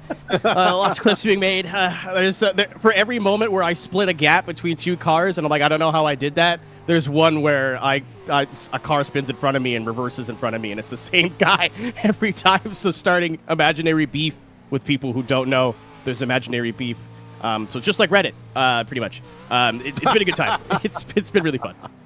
Well, speaking of beef, we were surprised. We thought if people got stranded on their backs, that we'd see more people helping each other out with the damage off. Is there some spoken no, don't help your opponents out here tonight? I mean, I got one guy. He was mid-flip, and it looked like he was going to land on his roof, and there was no way I was going to avoid him, so I just full throttled and hit him again, and it looked like he landed on his wheels. I would have did the same thing in an official. Sorry, Nim. But again, damage is off. So if there's like two cars perpendicular in front of you, if I brake, the 8 trucks behind me are not going to brake. So I'm just going to floor it and hope for the best. I think Tom Grady got stuck doing that little berm thing on the outside before the start-finish and was hoping to God that somebody was going to knock him loose, and it just didn't happen. And then ended up towing, and then I went and checked him. He sat in the pits full throttle the entire time, waiting for his tow to finish. But yeah, I mean, that's usually how it goes. But I think, from what I've noticed, I think everybody's had their own issues tonight. Maybe Cam or the lead Beetle, whoever's driving the lead Beetle right now, it's somebody with 10K I rating. I forget who it is. If it's either Cam or Edmondson. It looks Josh. like. Yeah, jeez. Like if I forget his name, he's gonna be mad at me. But usually they find a way to scam it. But other than that, I think everybody's kind of had their own set of calamities tonight. Yeah, no, there have been no shortage of them. Well, thank you for coming and chatting with us, man. And I guess best of luck to you and Cisco. Yeah, it's kind of. I mean, if you're watching us on the stream right now, it's really not in our hands. It depends on what the Beatles, everybody else kind of wants to do with us. Again, I really hate that it happened to Aiden and Tom, but if we could get a P3 here, giggling the entire time, I mean, I think that's the point. And while I have a minute, shout out to the entire Yes2 team for putting these races on. This is the most fun you can have on dirt. And for anybody watching that's like, oh, I don't know if I'm good enough to do this, there's pros in there. Don't worry, they're not really good enough to do this either. So we're all just having a great time. It's the amount of people I'm like, wow, you got 8 KI rating and you're upside down and on fire. That's crazy. It's a good time. You have lots of time to prepare for it. I think there's 3 or 4 a year, and I know Leone loves these events too. So thank you to the Yes2 team for putting these on and giving us an opportunity to run into our friends safely. Oh God, what is happening here? Graveyard. Okay, cool. Speaking of which, there's you can ask cars still an alt that's upside down and old. No biggie. Awesome. Well, that's about as good of an endorsement I think as we could get on this one. Thank you, Keenan. Welcome to Yes2 Motorsport, boys. That was Keenan Cusin driving the 285 with Cisco Scaramuza, currently 12th overall. That is a sales pitch and a half there, Jeremy. You know what? He needs to be the promoter for the series, because that was a fantastic. That was what my internal thoughts were thinking. I'm like, I can't overburden the interview. Edmondson and Kaplinger during that interview were in the pits. Berline with a commanding lead, but the battle for second place rages on. Doug Betts goes in the pits for turn 3 esports. We saw him up against the wall.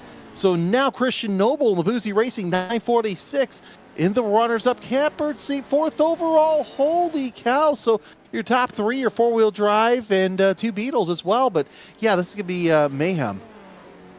Yeah, so Aiden's on lap 12. We should see him in soon. I highly doubt they're going to get to the end of this race with 9 minutes left to go.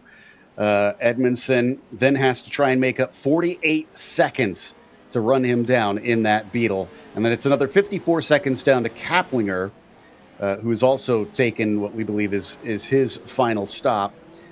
So it's unlikely that anybody behind will catch them unless, as we heard Keenan say, something crazy happens to them. And, well, as we've seen, it is very possible for the unexpected.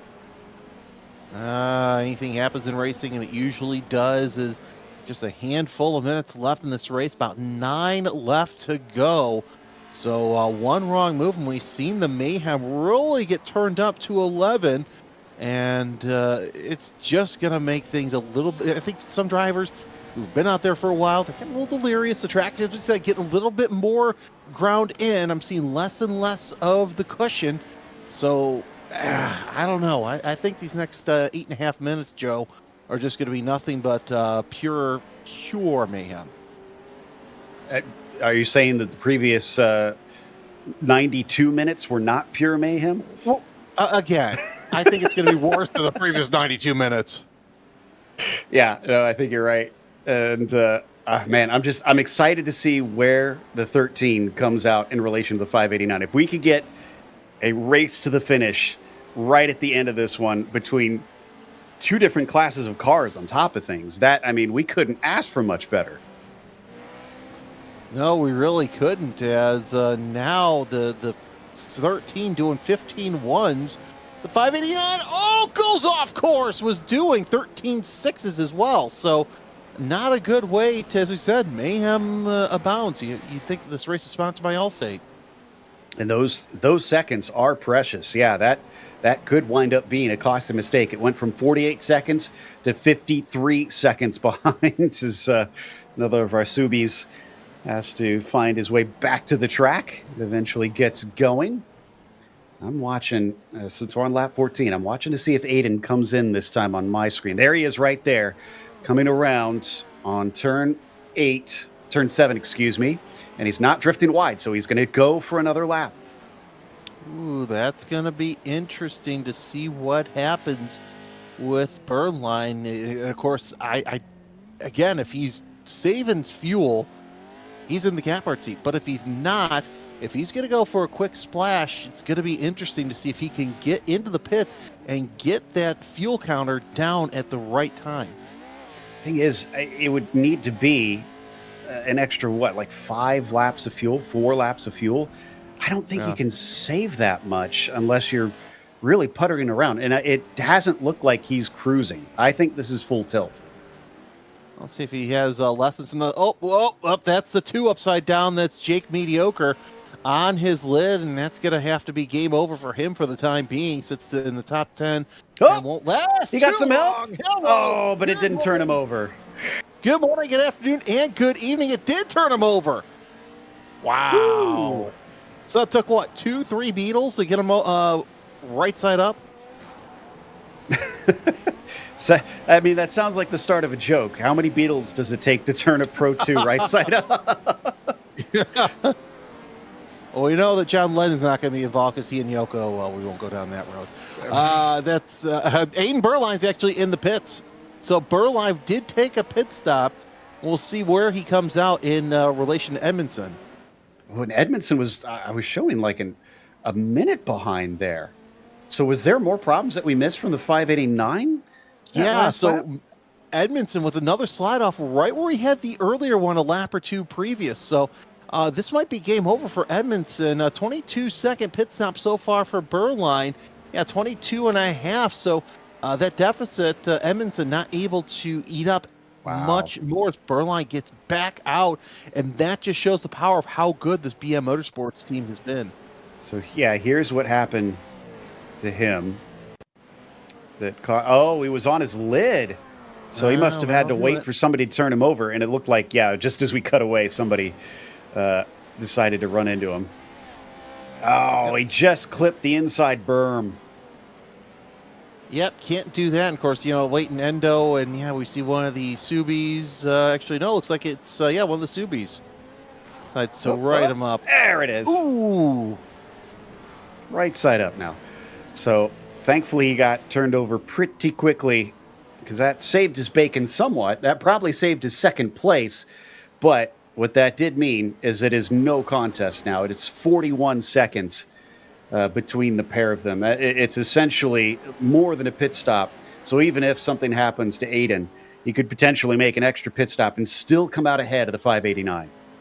Well, the only thing that's going to stop him is ended up on his lid and having to take a tow penalty to get back on the course. So, again, 4 minutes. Anything can happen. But the way the 13 team has been running, Joe, I don't see it happening. Is the Red Baron just, no, has to fly. That's about the highest I've seen the War Ace in his top with flying in the air lately. Definitely was not heading the right direction. Whoa! Big one for one of our Subies in the background. And he's going to end up on his side. Can he get on? Dylan Alt again. Yeah, Dylan Alt not able to get on all four wheels, and he's going to have to get towed in. You know what the problem was? The eNASCAR driver was asked to turn right. So. Oh, ladies and gentlemen, send your complaints to Joe P. I've actually got to cover the eNASCAR stuff at Indianapolis before. So, yeah, I love those guys a lot, but I had to take the mick out of them at least once. It's on my list of series I'd love to call. But anyway, watching this battle here with Noble holding off Kapling. Noble holding off Betts and Kaplinger. So, yeah, Betts has gotten around Kaplinger in the number. Ooh, a little bit of a bump there with Zach Mitchell. And the 946 also involved with Noble. So move Mitchell up to, I believe that's going to be the second place unless he's already a lap down. But nonetheless, yeah, so he's a lap down. Okay, so he's trying to get his lap back, but he's going to have to wait a little while. There's just so much going on here in these closing stages. There is a lot. And credit to Move Over at Speedy Time, who we're riding on board with right now and trying not to get involved. As Kaplinger, wow, things getting rough here at the end. And that's going to get him a spot. Christian Noble getting shoved off the banking there in turn 10. Yeah, and Kaplinger now moving up into that podium spot so far. We'll see if Noble, with a little bit shy of 2 laps to go, see if he can make something happen here in these closing stages. We have seen the speed pick up in the Beetle, so not surprised there. We'll see what Noble can do. So we're not seeing a lap time out of him as of yet, but Berline in the 112, so he's probably going to come down and get the white flag here momentarily. So I'm getting information from the Hayek Motorsports team. I love this. Every time we wreck, we tow, then hit a randomizer button to see who drives next. Surprise! That's great. So, again, like a lot of the people have been saying that we've been interviewing, this is a fun race. This is about just the spirit of enjoying yourself, if you couldn't tell by the classes they put out on track. And that, I think is a great example of it. Just, you don't know when you're getting in the car. Just be ready. And you could be in there for almost every stint as we get another one just rolling over. Geez, I've never seen so many Subies rolled over. It's you think it's winter out there. Berline coming down, and he will, if he's not taking the white flag yet, he will here momentarily. As really this BM Motorsports team has been nothing but short of amazing. We've seen them up to a lap lead, Joe, here in this race. So kudos to them as they took the lead and never looked back early on. Yeah. Just been a fantastic run for them. It's going to be close on if we get the white this time. 30 seconds left in a few corners. I think this is going to be... Yeah, excuse me, it is white this time. So, yeah, because I don't think they're going to be able to stretch it out. Well, they could stretch it out if they wanted to, but they'll probably get to the line here. There's 10 seconds left. Oh, closer than I thought. Are we going to get the checkered? Nope. White flag. There it is. 1 to go with about 4 seconds left on the clock. At least it's not, 100 minutes to the white. So there's that. Yeah, exactly. Also had to rearrange my brain because I've been calling races that are timed +1 lap. So then I had to remember that it's not that here in the sim. I got to get ready for races that are timed to the 2-lap signal. So that's going to be interesting here in a couple months. Interesting. Yes, but Berline really holding court here. A big gap between he and Edmondson in the 589. But like we said, the BM Motorsports crew, they've been nothing but quick throughout this whole race. So no surprise, Joe, that the 13 really a class of its own right now.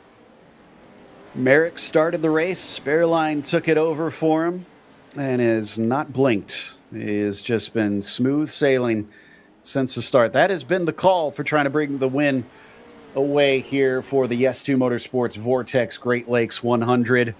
And as he comes out of the final corner, the 13 BM Motorsports with Aiden Berline behind the wheel will win for today's event. As we said, dominating win out of the number 13 in 4-wheel drive. And we still got to get a ways back to our second place finisher right there. That's Josh Edmondson in the Channel 199X Racecraft 589 Beetle. And really, they've been really quick as well. So no surprise to see them up near the front. They tried to play the strategy, Joe, but still they're well on their way to a runner-up finish in this race. Obviously going to be the highest finishing Beetle. So they can, I guess, take some comfort in that, but it won't be an overall win for them as he plops it down out of the whoops and brings it to the line. Edmondson for Channel 199 Racecraft with Vanderveer alongside will take P2, which means we've already seen P3 cross. That's Eric Kaplinger, who's already celebrating. Why not celebrate a third place? That's always fun, as we do see lots of donuts being made. Jake Mediocre deciding to feed the infield there. Yep, that's about everybody, I think, done at this phase. So this is now everybody just having a little bit of fun out there and celebrating, which gives us a chance to go through our finishing order for today's event. And that sees BM Motorsports, your winner, with Channel 199 Racecraft finishing in P2. Move over at speedy time with a podium. So 2 out of the 3 on the podium were Beetles in the end, where we see Boozy Racing back to our Pro 4s finishing 4th. Turn 3 Esports was 5th, and Fafo now with Transient Lag in 6th. Channel 199 Impact Sim Sport was 7th today. Racecraft Academy P8 and Golgotha Esports in 9th. And then Yes2 Motorsports Blue Jeremy is going to round out our top 10. Take a look at the rest of the top 20. It's Team Watson Racing. Looks like one of the higher finishing Subarus in 11th, 12th. Yes2 Motorsports Mint finishes 12th. Team Rec 13th and number 285 in Pro 2. Yes2 Motorsports Teal with John Holtger bringing it home in 14th. TG Racing, number 259, finishes 15th. 16th is Ara Trophy Burrita. 17th goes to Yes2 Motorsports Red with All In on Benson. That's a mouthful right there in the 510. 18th Snoop, there it is. 19th and Joe 20th. Crime pays, but sim racing doesn't. Followed by Grills in 21st. PLT Motorsports was 22nd. Two Kyles, Drywall, and Demolition in 23rd. It'll be the Drive Lounge in 24th today with Team BDSM in 25th. It'll be OK Motorsports 26. Get to some drivers really far down, 11 laps behind for Team George Lamosas in 27th. Hayek Motorsports 28th. Mertz Racing Technologies 29th. Mad Bull Motorsports 30th. And Team Watson Racing Tiny Truck in 31st. And let's see if we can maybe get a chat with our winners, Aiden Beerline and Scott Merrick. Do not see them here. So the next one down Pardon us while we try and sort out who we're trying to chat with. Oh, no, sounds like I guess we're heading out then. But Jeremy, I when I invited you in for this, I knew that we'd have a good time. I hope you were entertained because I certainly was. God, that was a blast. You invited me over. I didn't know what to expect, but I've got to say this has got to be one of my favorite formats of racing. I miss my bedtime because of this, and you know what? I'm greater for it. I hope it was worth staying up for. I had a great time, and a big thank you to everybody for watching. Also, a thank you to our team today, Jeremy, and of course, Zach, our producer. But until next time, I'm Joe Peak. Race clean, race hard. We'll see you on the track.